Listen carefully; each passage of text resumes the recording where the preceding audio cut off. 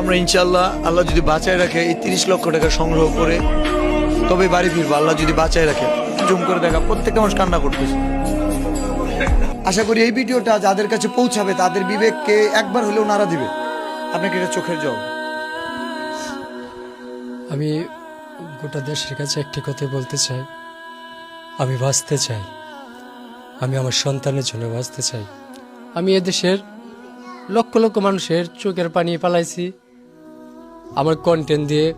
অনেক মা বোনেরা আমার ফোন দিয়ে বলতো, বাবা তোমার কন্টেন্টগুলো দেখা আমার সন্তান লাইনে আসছে, আমার সন্তান কথা শুনতো না, তোমার কন্টেন্টগুলো দেখা আমার সন্তান এখন কথা শুনে।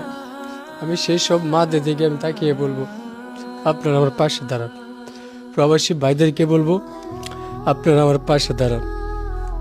বিষয়টা আসলে বিল্লাল ভাই একটা কথা বলছে না, যদি এই ছেলে কোনোদিন বড় হইয়া বলে আমার বাবা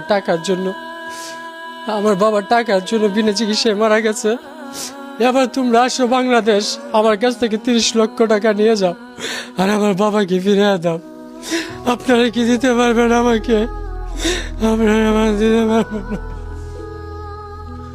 আমরা ইনশাআল্লাহ আল্লাহ যদি বাঁচায় রাখে এই 30 লক্ষ টাকা সংগ্রহ করে তবে বাড়ি ফিরবো, আল্লাহ যদি বাঁচায় রাখে। বাট এখানে দেখেন প্রত্যেকটা মানুষ, একটু জুম করে দেখা, প্রত্যেকটা মানুষ কান্না করতেছে।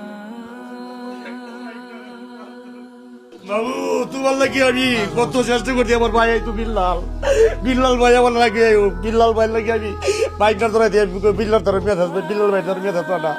এই আমার বাইকটা তোর চিকিৎসা দিয়ে বাবাইবো, আমার বাইকটা দিদি যার বাইক মেয়ে থাকতো। ইনশাআল্লাহ আল্লাহ বাঁচায় রাখলে আমাদের অনেক মানুষ, ভালোবাসার মানুষ আছে। আল্লাহ গো, বিল্লাল ভাই আমরা মানুষ বিশ্বের মানুষ, ইনশাআল্লাহ আমরা সবাই মিলে এই ফান্ড কালেক্টটা করে ছাড়বো ইনশাআল্লাহ।